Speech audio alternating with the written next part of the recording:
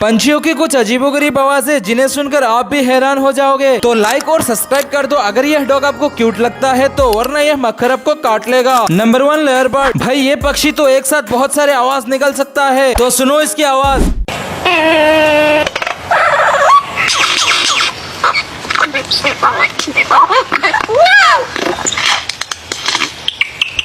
Number 2 पे है bind ओल। भाई दिखने में गोलू मोलू सा ये पक्षी की आवाज सुनकर आपकी कान फट जाएगी, तो सुनो इसकी आवाज।